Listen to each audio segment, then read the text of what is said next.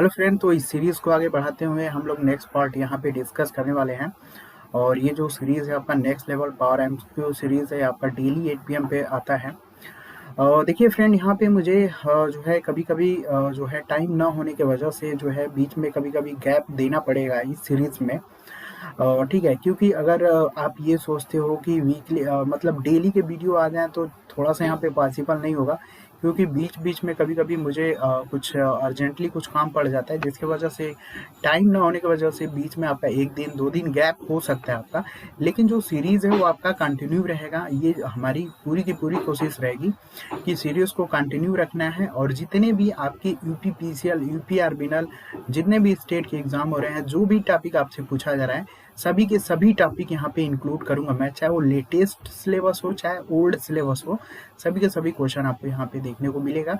तो थोड़ा-सा इस चीज़ को ध्यान दीजिएगा कि बीच में आपका 1 दिन 2 दिन गैप हो सकता है, क्योंकि टाइम का शॉर्टेज हो जाता है कभी-कभी।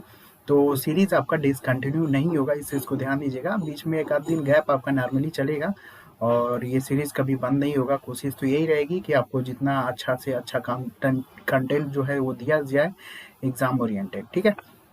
तो चलिए सीरीज़ को कंटिन्यू करते हैं। डेली 8 पीएम पे आएगा। पेपर पीडीएफ जॉब अपडेट अगर कुछ भी चाहिए होगा तो आप www.electricalcapsule.com पे चले जाइएगा, वहाँ से बहुत सारी इन्फॉर्मेशन आपको मिल जाएगी। और ये जो सीरीज़ है आपका जितना भी स्टेट और सेंट्रल लेवल एग्जाम के लिए इम्पॉर्टेंट है, अगर आप हमारा पेड कोर्स परचेज करना चाहते हैं तो जेबी गुप्ता का और आर के राजपूत का कंप्लीट एमसीक्यू सॉल्यूशन है, और डेमो देखना होगा तो आप यूट्यूब प्लेलिस्ट में विजिट करिएगा। और स्पेशली पेलसीट कार्ड मतलब के कुछ एमसीक्यू काफ़ी अच्छे लेवल के हैं, तो आप इसको परचेस कर लीजिएगा, ठीक है। 700 प्लस पीडीएफ का है। कुछ और भी कोर्सेज हैं जो आपके थोड़ा सा पेंडिंग में है, यूपीपीसीएल आर्बिनल को देखते हुए बनाया जा रहा है। तो चलिए यहाँ पे क्वेश्चन की तरफ हम लोग चलते हैं। पहले यहाँ पे देखिए क्वेश्चन दिया गया है, which of the following Indian organization for standardization. तो यहाँ पे जो है स्टैंडर्डाइजेशन मीन्स मानवीकरण होता है आपका, ठीक है। अगर हम इसके हिंदी में बात करें तो मानकीकरण होता है आपका। तो यहाँ पे ये पूछा गया है कि जो है मानकीकरण के लिए निम्नलिखित में से कौन सा भारतीय संगठन यहाँ पे वर्क करता है, ठीक है। इंडियन ऑर्गेनाइजेशन में भारतीय संगठन आपका यहाँ पे होगा। तो इससे रिलेटेड आपके क्वेश्चन आपको देखने को मिला हुआ है। तो यहाँ से क्या क्या हम लोग बना सकते हैं क्वेश्चन, इसको ध्यान देना है आपको, ठीक है। तो यहाँ पे मानवीकरण के लिए निम्नलिखित में से कौन सा भारतीय संगठन यहाँ पे काम करता है, तो यहाँ पे आपका BIS आपका काम करता है, जिसका फुल फॉर्म आपका होता है भारत मानक ब्यूरो। इसे कभी कभी देखो ISI भी बोलते हैं, इस चीज़ को ध्यान दीजिएगा। ये क्वेश्चन पूछा जा सकता है कि ब्यूरो इंडियन स्टैंडर्ड होता है आपका फुल फॉर्म, ठीक है, इंग्लिश में। और हिंदी में आपका होता है भारतीय मानक ब्यूरो। इसे कभी कभी ISI से भी रिप्रेजेंट करते हैं। तो क्वेश्चन पूछ लेगा कि BSI का आल्सो मतलब अदर नेम क्या है आपका, तो इसका नाम है ISI। बहुत सारे आपने वस्तुएं इलेक्ट्रिक इक्विपमेंट लिया होगा जिसमें आपका ISI आपका वहाँ पे रिप्रेजेंट किया जाता है। तो वही है आपका एक मानक संगठन है, और उससे कुछ कंट्री होते हैं, उससे रिलेशन होता है आपका। तो देखो मानकीकरण जो होता है ना, एक तरीके से जो आपका मैन्युफैक्चरिंग कोई कंपनी है और जो यूज़ करने वाली कंपनी है, इसके बीच के बहुत सारे रूल्स को पालन करने के लिए हम लोग यहाँ पे भारतीय संगठन के तरफ से कुछ यहाँ पे मानवीकरण दिया गया है, मीन्स कुछ रूल्स दिया गया है। उसी के अंतर्गत जो है आपका इंडियन ऑर्गेनाइजेशन काम करता है। और देखो भारतीय वस्तुओं को जैसे कि स्थानीय या फिर अंतर्राष्ट्रीय बाजार में अगर मान लो कुछ बेचना है, या ठीक है, उसके लिए कुछ ना कुछ उसके लिए मानकीकरण की विधियां जो होती है वो बहुत ही कंपलसरी होती है। जैसे कि भारतीय मानक ब्यूरो जो होता है आपका, जो ISI होता है, ये विभिन्न वस्तुओं के लिए अपनी इनका खुद का बुकलेट होता है, उनके माध्यम से ये लोग बहुत सारे यहाँ पे डाटा को रिप्रेजेंट करते हैं, मतलब गाइडलाइंस आपको वो करते हैं, ठीक है। तो ब्यूरो इंडियन स्टैंडर्ड तभी प्रमाणित होता है जब भी कोई उत्पाद जो है बहुत सारे रूल्स को पालन करे, ठीक है, और उनके कुछ टेस्टिंग होते हैं, वो अगर पास कर लिया जाता है तभी जो है BIS जो है मतलब अथोराइज हो जाता है आपका, ठीक है। मतलब प्रमाणित हो जाने के बाद ही जो है उत्पाद पर जो भी आप उत्पाद हो रहा है, ठीक है, उस पर ब्यूरो इंडियन स्टैंडर्ड यानी ISI चिन्ह का उपयोग करने की अनुमति दे दी जाती है आपका, ठीक है।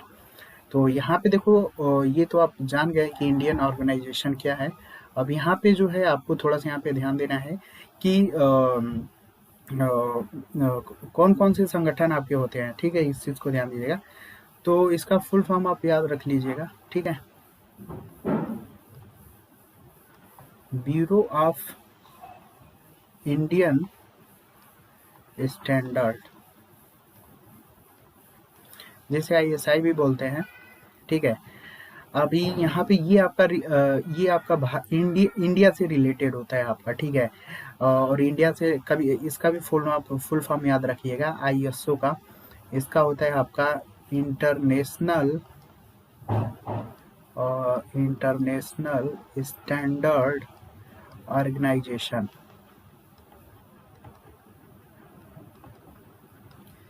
ठीक है। अब यहाँ पे देखो अदर कंट्री में सबसे पहले यहाँ पे देखो अदर कंट्री के 2 वर्ड हैं, उसको याद रखिएगा, ठीक है। ए होता है आपका, ये होता है आपका American standards American standard association, ठीक है।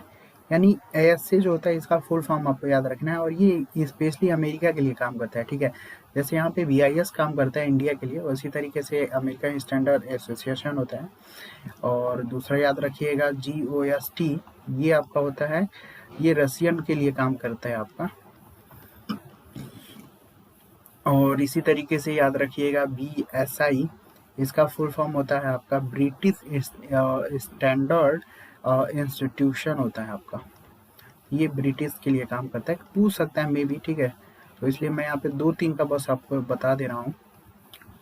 अगर आपको थोड़ा सा टाइम मिलेगा तो आप देख लीजिएगा, नेट पे गूगल करिएगा तो बहुत सारे स्टेट के आपको मिल जाएंगे, लेकिन अमेरिका का ज़्यादा चांसेस रहता है, तो इसलिए मैंने ये लिखवा दिया। और BIS के बाद जो होता है BSI होता है ना, तो इसलिए मैंने इसको थोड़ा सा कन्फ्यूजन के लिए लिखवा दिया आपका ब्रिटिश स्टैंडर्ड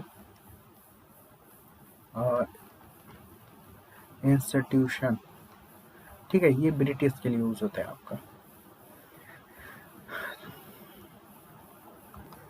तो चलिए नेक्स्ट क्वेश्चन आपको दिखाता हूँ मैं, और एक एक क्वेश्चन कहाँ से मतलब किस टॉपिक से उठाया गया है, और आपके क्या इनका सिनेरियो रहेगा नेक्स्ट एग्जाम में, ये भी मैं आपको बताता चलूँगा, ठीक है। तो यहाँ से क्वेश्चन तो आपका कंफर्म है, जो ये पहला आपका बहुत सारे मतलब ISI कोड हुआ आपका, ठीक है, सबसे रिलेटेड आपको क्वेश्चन देखने को मिला ही है। नेक्स्ट क्वेश्चन आपका मैं बता दूं कि ये आपका वर्कशॉप प्रैक्टिस से है। जब भी आप डिप्लोमा का बुक खोलिएगा तो उसमें देखिएगा वर्कशॉप प्रैक्टिस का यहाँ पे क्वेश्चन आपको देखने को मिलेगा, ठीक है। जैसे यहाँ पे देखिए इन्वायरमेंटल से क्वेश्चन पूछा गया था बहुत सारी एग्जामों में, UPPCL में आपका, ठीक है। और देखिए मैथमेटिक्स से फिजिक्स से भी क्वेश्चन आ रहे हैं, ठीक है। मैथ फिजिक्स और केमिस्ट्री आपका भी उसके भी क्वेश्चन आपको देखने को मिलेगा इस सीरीज में, थोड़ा सा टाइम के साथ बने रहिएगा। अभी यहाँ पे देखो जनरल वर्कशॉप से क्या क्या क्वेश्चन बन सकते हो, सारी चीज़ें मैं यहाँ पे बता रहा हूँ आपको, ठीक है। यानी वर्कशॉप प्रैक्टिस आपका डिप्लोमा के सेमेस्टर में आप इस चीज़ को ध्यान दीजिएगा, और यहाँ से भी क्वेश्चन को टारगेट किया जा सकता है आपका।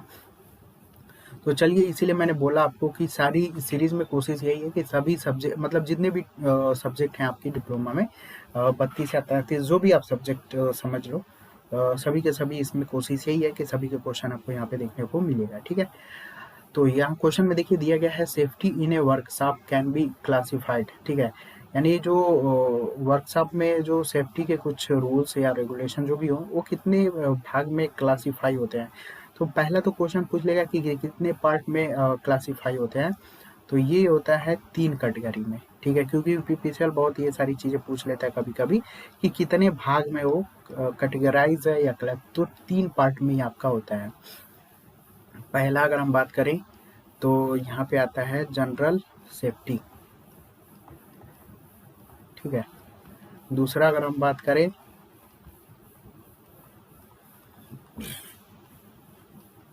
पर्सनल सेफ्टी, और तीसरा यहाँ पे हम बात करें मशीन सेफ्टी। तो यहाँ पे देखिए 3 टाइप का जो क्लासिफिकेशन मतलब वर्कशॉप में सेफ्टी का जो क्लासिफिकेशन है वो आपका 3 टाइप का है, ठीक है। जनरल सेफ्टी की हम बात करेंगे कि क्या क्या जनरल सेफ्टी में आता है आपका, पर्सनल की भी हम बात कर लेंगे और उसके बाद लास्ट में मशीन सेफ्टी की भी बात कर लेंगे, ठीक है।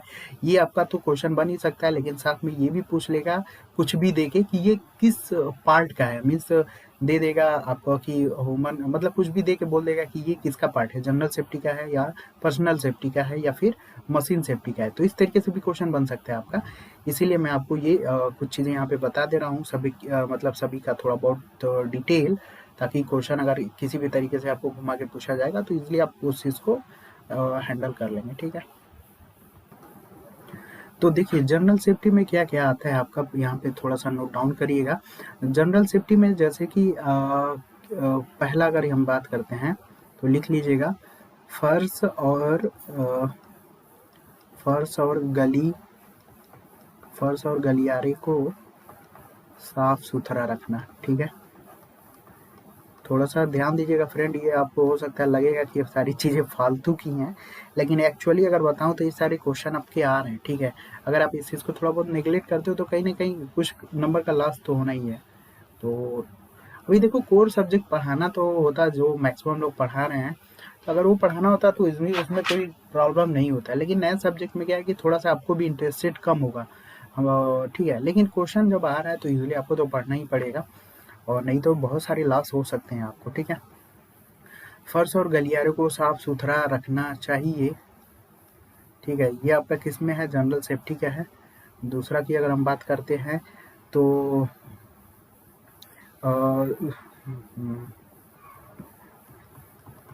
दूसरा लिख लीजिएगा, गिरे हुए तेल को, ठीक है, गिरे हुए तेल को तुरंत साफ करें, ठीक है। गिरे हुए तेल को क्या करना चाहिए आपको, तुरंत के तुरंत उसको साफ करना चाहिए, ठीक है। और अगला लिखिएगा, किसी भी उपकरण या यंत्र को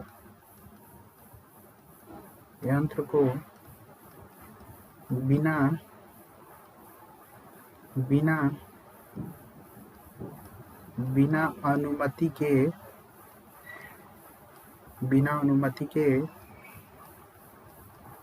स्पर्श नहीं करना चाहिए, ठीक है। लिख लीजिएगा, नहीं करना चाहिए। और नेक्स्ट आपका होगा डैमेज हुए, जो भी आपका डैमेज हुआ, कोई भी उपकरण मान लो जला हुआ है या फिर क्षतिग्रस्त है तो उसको चेंज कर देना चाहिए, ठीक है। जले उपकरण को बदले, जले उपकरण को क्या करना है आपको, बदल देना है। और ठीक है,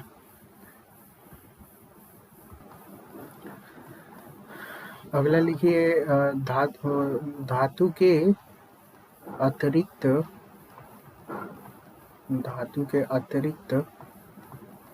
उपकरण, धातु के अधिक उपकरण या टुकड़े को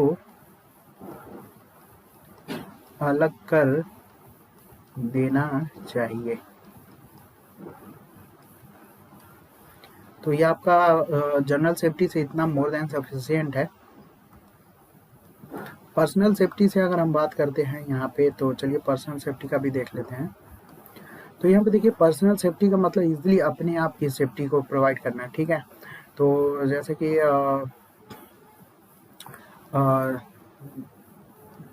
इसके लिए याद रखिएगा, जूते बोल सकते हैं, या कभी कभी जूते को बूट भी बोला जाता है, ठीक है। जूते और बूट क्या करने चाहिए हमें, पहनने चाहिए, ठीक है। जूते और बूट हमें क्या करना चाहिए, पहनने चाहिए। बाल छोटे होने चाहिए भाई, इस चीज़ को भी ध्यान दीजिएगा, ठीक है। आप भी किसी भी वर्कशॉप या कहीं पे भी काम कर रहे हैं तो आपको जूते या बूट पहनना ही चाहिए। और आपके बाल क्या होने चाहिए, आपके छोटे होने चाहिए, बाल छोटे होने चाहिए, ठीक है, क्योंकि आप किसी भी वर्कशॉप में काम कर रहे हैं तो ये सारी चीज़ें, ठीक है। अंगूठी, घड़ी या फिर जो भी आप चैन पहनते हो उसे नहीं पहनना चाहिए, इस चीज़ को ध्यान दीजिएगा। अंगूठी, चैन, घड़ी ना पहने, ठीक है। ठीक है, ये और यंत्र पर सहाय, जैसे कोई भी वर्कशॉप में या फिर इंडस्ट्री में मान लो किसी भी मशीन पे आपको सहारा लेके नहीं काम करना है, ठीक है। बहुत लोग रेस्ट करने लगते हैं ना, उस पे हाथ रखे, नहीं करना है। यंत्र पर कभी सहारा लेकर खड़ा नहीं होना चाहिए,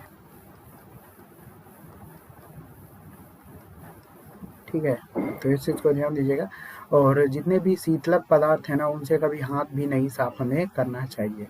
और जितने भी गतिमान उपकरण हैं उन सबों को जब तक समायोजित न कर लें, तो ईजिली अगर उसको ईजिली कंट्रोल नहीं कर सकते ना, तो आप उस पर काम भी ना करें, ठीक है। तो यही सब पर्सनल सेफ्टी है, मतलब अपने आप से जो भी सेफ्टी आप कर सकते हो, ठीक है। जनरल सेफ्टी का मतलब जो डेली रूटीन में क्या क्या चीज़ें हैं उसको आपको रखना है। पर्सनल सेफ्टी में आपका जो अपने खुद से आपको भाई याद रखना है, ठीक है। और मशीन सेफ्टी में इजली मशीन के रिलेटेड चीज़ों को याद रखना है। जैसे कुछ भी गलत होने पे क्या करना है, मशीन को तुरंत बंद कर दे, मशीन को साफ रखना है, ठीक है। और गति मतलब बहुत सारे कंट्रोलिंग होना चाहिए, ठीक है।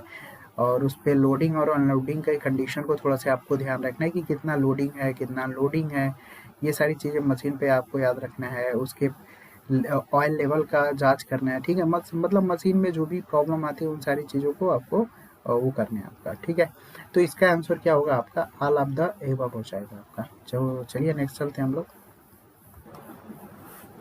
तो यहाँ पे देखिए अगला क्वेश्चन यहाँ पे है, what type of fire extinguisher is use in electrical fire.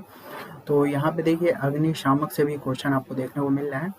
इससे पहले मैंने पूरी लिस्ट आपको दी थी, अगर ये सीरीज आपने देखा होगा, नहीं भी देखा होगा तो आपको फिर से देखना होगा, ठीक है। क्योंकि वही चीज़ मैं दोबारा यहाँ पे नहीं बताऊंगा, ठीक है। तो किस टाइप का जो अग्निशामक है वो हम यूज़ करेंगे इलेक्ट्रिक फायर के लिए। तो मैंने बताया था वहाँ पे कि हेलोन या फिर CTC टाइप का यहाँ पे जो है अग्निशामक यूज़ करेंगे, और ठीक है। CTC का मतलब आपका हो जाएगा, इसको फुल फॉर्म भी अगर पूछेगा तो याद रखिएगा, ये होता है आपका carbon tetra chloride. Carbon tetra chloride होता है आपका, ठीक है। तो ये मैंने सारी चीज़ें आपको बताई थी, तो आप इस चीज़ को ध्यान दीजिएगा, ठीक है। तो इससे अग्निशामक से रिलेटेड और भी बहुत सारे क्वेश्चन आएंगे, मैं बताऊंगा आपको, ठीक है। इससे पहले मैंने यहाँ पे आपको कलर वलर का भी बताया था, ठीक है। तो आप उस चीज़ को ध्यान दीजिएगा भाई, ठीक है। वही चीज़ मैं बार बार अब नहीं बताने वाला हूँ आपको, ठीक है। तो आप इस सीरीज़ को ध्यान दीजिएगा, नोट्स भी बनाते रहिएगा तो और अच्छी बात है, ठीक है। जैसे कि मैंने बताया कि सारी चीज़ें मैं आपको इस सीरीज़ में इंक्लूड करके दूंगा, ठीक है। तो आप लोग जो है उस चीज़ को ध्यान देते रहिएगा, क्या कि मतलब किस किस टाइप का क्वेश्चन है और कैसे कैसे सारी चीज़ें बन रही हैं, तो वो सारी चीज़ों आपको यहाँ पे ध्यान देना होगा। तो चलिए नेक्स्ट क्वेश्चन की तरफ चलते हैं। अगला क्वेश्चन यहाँ पे देखिए, काफ़ी इंपॉर्टेंट क्वेश्चन यहाँ पे दिया गया है, which of the following warning sign related to the electric shock, ठीक है। तो यहाँ पे सेफ्टी के कुछ सिग्नेचर होते हैं भाई। अगर क्वेश्चन में ये पूछ लेगा कि सेफ्टी के जो साइन होते हैं वो कितने भाग में डिवाइडेड होते हैं, पहला तो क्वेश्चन ये पूछ लेगा। तो आपको यहाँ पे ध्यान देना है, जो सेफ्टी के साइन है वो आपके 4 टाइप्स के आपके होते हैं, ठीक है। पहले यहाँ पे याद रखिएगा, पहला में आता है आपका प्रोहिबिशन साइन आता है आपका। दूसरे में आता है आपका वार्निंग साइन आता है आपका। तीसरे में आपका आता है आपका एक मिनट, तीसरे आपका मैंडेटरी आता है। तीसरे में आपका आता है मैंडेटरी साइन आता है आपका। और लास्ट में आता है हमारा जो है इंफॉर्मेशन, ठीक है, इंफॉर्मेशन साइन आता है आपका। तो ये याद रखिएगा कि सेफ्टी के साथ जो साइन होते हैं वो कितने प्रकार के होते हैं, आपके 4 प्रकार के होते हैं। तो यहाँ पे देखो वार्निंग साइन से क्वेश्चन पूछा गया है, इलेक्ट्रिक शॉक का यहाँ पे कौन सा होगा, तो इलेक्ट्रिक शॉक का आपका ये होगा, ठीक है। अभी हम देखो ज़्यादा इंपॉर्टेंट होता है हमारा वार्निंग साइन का, तो हम यहाँ पे वार्निंग साइन का, ये जितने भी आप देख रहे हो ना, ये सभी के सभी क्या है, आपके वार्निंग साइन का ही चिन्ह है आपका, ठीक है। और वार्निंग साइन का चिन्ह है। अब यहाँ पे देखो ये जो है आपका, अगर मैं बात करूँ तो यहाँ पे मैं आपको लिख दूँ, ये आपका इलेक्ट्रिक शॉक के लिए है, जैसा कि अभी क्वेश्चन में इन्होंने पूछा हुआ है। ये आपका किसके लिए है, इलेक्ट्रिक शॉक के लिए है। और ये आपका रिस्क ऑफ डेंजर के लिए है, रिस्क ऑफ डेंजर, ठीक है। General warning risk of danger है, ठीक है। ठीक है, रिस्क ऑफ डेंजर हुआ, इलेक्ट्रिक शॉक का है ये। और ये है आपका रिस्क ऑफ फायर, ये आपका रिस्क ऑफ फायर का है। और ये जो है आपका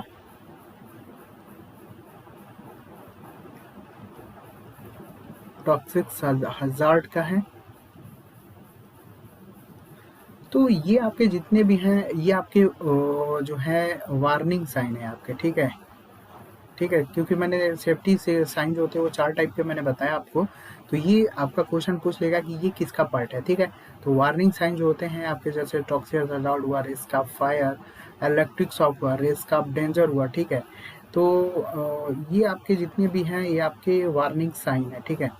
और मैग्नेटरी साइन में आप ध्यान दीजिएगा, यहाँ पे जो है मैग्नेटरी साइन में आदमी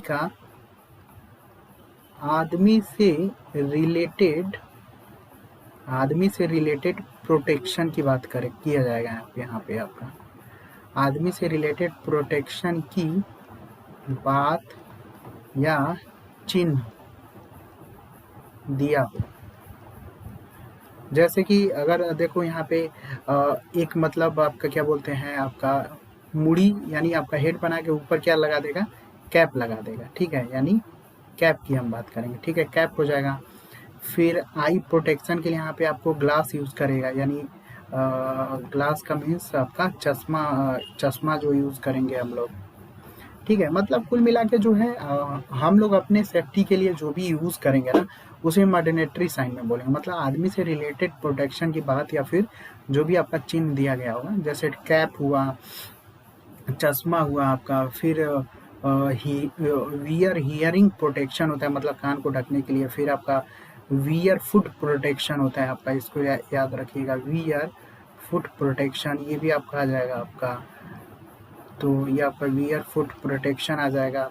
फिर वियर हैंड प्रोटेक्शन हुआ, ठीक है। फिर सेफ्टी बेल्ट हुआ आपका, ठीक है। मतलब आप अपने को सेफ्ट करने के लिए, मतलब जो भी आप साइन यूज़ किया जाएगा, मतलब ठीक है, इजली आप समझ रहोगे, ठीक है। मैग्नेटरी साइन हो गया आपका ये, और वार्निंग साइन भी हो गया। और ये आपका जो है प्रोविजन जो साइन होता है, ये आपका क्या बोलते हैं कि जैसे कि आपने देखा होगा कहीं पे भी कि यहाँ पे सिगरेट नहीं पीना है, इस एरिया में आपको नहीं जाना है, ठीक है।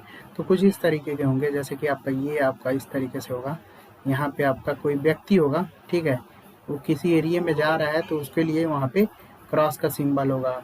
फिर ठीक है, फिर मान लो अगर कोई बिजली से कोई चीज़ जल रहा है तो उसमें आप वाटर डाल रहे हो, तो मतलब ऐसा नहीं करना है, ठीक है, ठीक है। मतलब क्रॉस का साइन होगा, इसमें क्या होगा, क्रॉस का चिन्ह होगा, इस चीज़ को ध्यान दीजिएगा, क्रॉस का चिन्ह होगा। बस आपको इसमें यही याद रखना है कि इसमें किस चीज़ का चिन्ह होगा, क्रॉस का चिन्ह होगा। मतलब अंदर कोई फिगर होगा और इस तरीके से आपको क्या होगा, क्रॉस दिया होगा। तो ये आपका हो जाएगा, तो ये आपका हो जाएगा निषेध संकेत, ठीक है। अगर देखो हिंदी में अगर लिखवाना चाहूँ तो आप थोड़ा सा लिख लीजिएगा, ठीक है। प्रोहिबिशन साइन का मतलब होता है आपका निषेध निषेध संकेत होगा आपका। वार्निंग साइन का मतलब तो आप इजीली जान रहे हो ना, चेतावनी का संकेत, ठीक है, चेतावनी, चेतावनी का संकेत। और मैंडेटरी साइन का मतलब अनिवार्य, अनिवार्य संकेत, अनिवार्य संकेत। और इंफॉर्मेशन साइन का मतलब क्या होता है आपका, सूचना संकेत। तो देखो सूचना संकेत में इजली जैसे कि आप इसको गूगल कर लीजिएगा, ठीक है, इंफॉर्मेशन साइन का आप रिलेटेड निकाल लीजिएगा। बाकी मैंने आपको 3 का बता दिया है, गूगल कर लीजिएगा। बाकी नेक्स्ट का इंफॉर्मेशन साइन में भी आपको देखने को मिल जाएगा। तो यहाँ पे आप इंफॉर्मेशन साइन का वो कर लीजिएगा, ठीक है, गूगल करके यहाँ पे भी कॉपी में 2-4 चीज़ें फिगर बना लीजिएगा। अगले यहाँ पे देखो स्क्रू ड्राइवर, यहाँ पे ये आपका मेंटेनेंस से सारे क्वेश्चन मैं कुछ उठाया हूँ, ठीक है। तो आप ये मत सोचिएगा कि आउट ऑफ सिलेबस है, मेंटेनेंस वर्कशॉप से ये सारे क्वेश्चन आते हैं आपके। ये आपका स्क्रू ड्राइवर में पेचकस, ठीक है। तो screwdriver are specified according to the, जो पेचकस होता है वो किस चीज़ के अकॉर्डिंग स्पेसिफाई होता है, ठीक है। तो ये चीज़ है। तो उसमें जो होता है, जो स्क्रू ड्राइवर जो हम पेचकस यूज़ करते हैं ना, उसका लेंथ ऑफ ब्लेड और जो उसकी टिप होती है ना, उस पे ये क्या होता है, स्पेसिफाइड होता है आपका, इस चीज़ को ध्यान दीजिएगा। और देखो स्क्रू ड्राइवर का यूज़ हम इजीली टाइटनेस के लिए, या फिर हम इसका यूज़ किस किस के लिए करते हैं, किसी चीज़ को मान लो टाइटनेस, मतलब थोड़ा सा किसी, मान लो कहीं पे भी कोई स्क्रू है उसको टाइट करना है, ठीक है, और टाइटनेस के लिए भी हम लोग कर सकते हैं, और इसके लिए किसके लिए भी यूज़ कर सकते हैं, लूजेन के लिए भी कर सकते हैं, ठीक है। तो इसमें बहुत सारी कैटेगरी होते हैं, ठीक है। एक तो लाइट ड्यूटी के लिए यूज़ कर सकते हो आप, हैवी ड्यूटी के लिए बहुत सारे स्क्रू ड्राइवर आते हैं आपको, ठीक है। और स्क्रू ड्राइवर मेनली इनका जो स्पेसिफिकेशन होता है, ठीक है, अकॉर्डिंग टू द 2 प्रकार से होता है, एक तो लेंथ ऑफ द ब्लेड और विथ ऑफ द टिप, ठीक है। इन 2 चीज़ पे ही इनका जो है स्पाइस मतलब किया जाता है। यहाँ पे, तो यहाँ पे देखिए मैंने क्वेश्चन को हिंदी में भी लिख दिया आपका, ठीक है। पेचकस को जो है किसके अनुसार जो है निर्दिष्ट किया जाता है, ठीक है। ठीक है, तो यहाँ पे लेंथ ऑफ ब्लेड और उसकी जो टिप होती है उसके अकॉर्डिंग हम लोग करते हैं। और नॉर्मल यहाँ पे जो है ब्लेड की अगर लेंथ की बात करेंगे, तो कभी अगर पूछेगा तो याद रखिएगा 45 से लेके 300 mm तक आपका जो है इसका लेंथ आपका होता है। और इसकी जो विथ ऑफ टिप की अगर बात किया जाए, ठीक है, विथ ऑफ टिप की बात किया जाए तो 3 से लेके जो है वो आपका 10 mm जो होता है आपका मैक्सिमम होता है। ये यूज़ के हिसाब से होता है कितना आपको यूज़ करना है, मतलब किस पर्टिकुलर ड्यूटी के लिए आपको यूज़ करना है, ठीक है।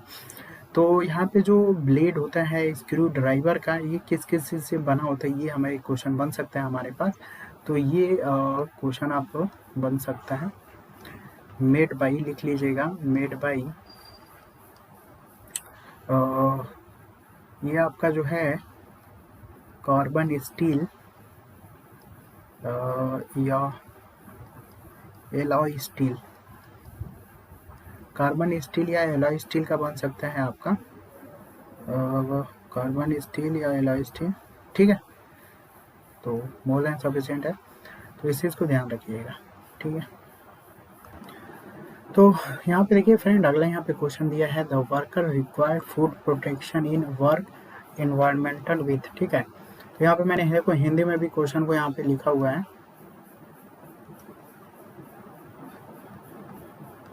कि एक कार्यकर्ता को निम्न में से किस प्रकार के कार्य के माहौल में जो है कार्य करते समय पैरों की सुरक्षा आवश्यक होती है। तो ये आपका जो होगा, इसका आंसर होगा वो आपका 5 होगा, ठीक है। इसका मैं हिंदी लिख दे रहा हूँ, भेदक सामग्री जैसे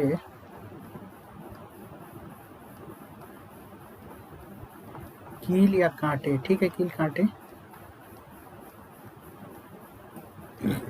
ठीक है। यहाँ पे तो fine dust and fluff means महीन धूल और जो रोए के साथ कार्य करते टाइम, ठीक है, तो उसके लिए वहाँ पे फूड प्रोटेक्शन की ज़रूरत नहीं है।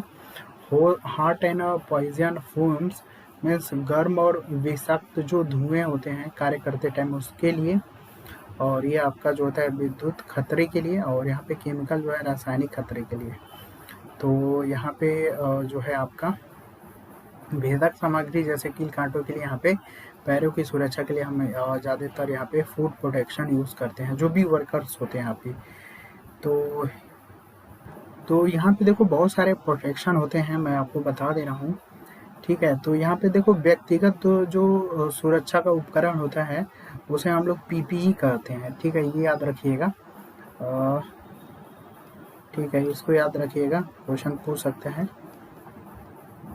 व्यक्तिगत सुरक्षा उपकरण, इसको हम लोग नॉर्मली जो है पीपीई कहते हैं। और बहुत सारे यूज़ किए जाते हैं पीपीई, ठीक है। पर्सनल प्रोटेक्टिव इक्विपमेंट होता है आपका, जैसे कि मान लो अगर आपके सर की सुरक्षा करना है तो सर की सुरक्षा आप कैसे करोगे। मान लो कोई गिरने वाली वस्तुएं हैं, ठीक है, या फिर मान लो कोई वस्तु से अगर चोट लग सकता है आपके सर पे, तो उसके लिए यूज़ किया जाने वाला जो पीपीई उपकरण होता है वो आपका हेलमेट होता है, ठीक है। तो यहाँ पे लिख लीजिएगा सर की सुरक्षा। सर की सुरक्षा हम किससे करेंगे, आपका हेलमेट से। और ये कब होगा, गिरने वाली वस्तुओं के लिए, ठीक है, इसको लिख लीजिएगा, गिरने वाली वस्तु। और इसी तरीके से आप पैर की सुरक्षा कैसे करेंगे, जैसे यहाँ पे फुट प्रोटेक्शन पूछा गया है, तो मैंने बताया कि फुट प्रोटेक्शन के लिए जैसे भेदक सामग्री जैसे कील उल के लिए आप यूज कर सकते हैं, ठीक है। और आपका गीला और यहाँ पे लिख लीजिए गीले कार्य क्षेत्र में अगर आपको काम करना हो तो उसके लिए आपका फुट प्रोटेक्शन चाहिए आपको, ठीक है। इसके लिए आपको वही फुट प्रोटेक्शन के लिए नॉर्मली जूता उता आपको पहनना पड़ेगा आपका। और अगले यहाँ पे जैसे नॉइज प्रोटेक्शन देना है आपको नाक से, तो जैसे धूल और कण होंगे तो उसके लिए बचने के लिए जैसे धूल कण हुआ, धुआं गैस ये सब हुआ तो नॉइज प्रोटेक्शन देंगे, मतलब नाक पे मास्क पहनेंगे, ठीक है। उसी तरीके से मान लो अगर हाथ का प्रोटेक्शन देना है, ठीक है, जैसे मान लो बिजली के झटकों से बचना है हमें, किसी कोई वस्तु जल रही है उसको संपर्क में ना आने, मतलब हाथ के दस्ताने यूज करने पड़ेंगे। इसी तरीके से देखो आँख की सुरक्षा के लिए हम लोग यहाँ पे धूप का चश्मा, बहुत सारी यहाँ पे ग्लास व्लास यूज करेंगे। चेहरे के भी प्रोटेक्शन के लिए हम लोग यहाँ पे वेल्डर टाइप का हेलमेट या स्क्रीन यूज करेंगे ना। और कान की सुरक्षा के लिए हम लोग कान का प्लग या कान के मफ यूज करेंगे उच्च ध्वनि स्तर के लिए। तो ऐसे ही है आपका, यही है, इसे ही हम बोलते हैं पीपी, ठीक है। तो आई थिंक मैंने आपको बता दिया, आप इस सारी चीज़ों को थोड़ा सा यहाँ पे ध्यान रखिएगा, ठीक है। तो चलिए फ्रेंड, आज के इस सेशन में हम लोग इतना ही रखते हैं, ठीक है। थोड़ा सा टाइम का आपको ये जो लेंथ होगा धीरे धीरे आपका इंक्रीज होगा, तो आप इस चीज़ को मत सोचिएगा कि टाइम कम है, क्वेश्चन कम है, बस आप ये सोचिए कुछ ना कुछ सीखने को मिल रहा है, मोर देन सफिशिएंट है आपका, ठीक है। तो धीरे धीरे सीरीज़ का भी टाइम बढ़ेगा घटेगा आपका, ठीक है, तो उसमें आप मत होइएगा। और सीरीज़ भी जो है जैसे कि मैंने बताया आपको कि बीच में 1-2 दिन गैप भी हो सकता है आपका कभी कभी, ठीक है। और ज़रूरी नहीं है कि गैप हो ही, अगर मेरे पास टाइम का शॉर्टेज होगा तो गैप हो सकता है, नहीं भी हो सकता है, ठीक है। तो इन सारी चीज़ों को आप लोग नेगलेक्ट करिएगा, ठीक है। बस आप कोशिश ये रहे कि आपको कुछ नया सीखने को मिले, और ठीक है, और एग्ज़ाम ओरिएंटेड हो, जो क्वेश्चन आ रहे हैं उससे रिलेटेड कंटेंट हो आपके पास मिले, मेन वही सारी चीज़ें, ठीक है। चाहे आपको अब आप भी डेली रूटीन में, तो ऐसा नहीं है कि अगर आप 6 घंटे पढ़ रहे हो डेली तो डेली ही 6 घंटे पढ़ते होगे, ठीक है। कभी कभी 4 घंटे भी पढ़ते होगे आप, कभी 8 घंटे भी हो जाता होगा। तो उसी तरीके से मेरी भी थोड़ा सा टाइम के शॉर्टेज हो जाता है, तो धीरे धीरे सीरीज को और भी लंबा करूंगा मैं, और जितने भी आपके टॉपिक हैं और भी सारी चीज़ों आपको देखने को मिलेगा। आज इस टॉपिक में जैसा कि हमने वर्कशॉप के क्वेश्चन देखे हैं आपके, और मेंटेनेंस के क्वेश्चन अभी देखे हैं, अभी और भी सारे क्वेश्चन आपको देखने को मिलेगा धीरे धीरे, ठीक है। बस आप इस सीरीज के साथ कंटिन्यू रहिए, और थोड़ा सा लाइक वाइक भी कीजिएगा, ठीक है। चलिए मिलते हैं next time, thanks for watching.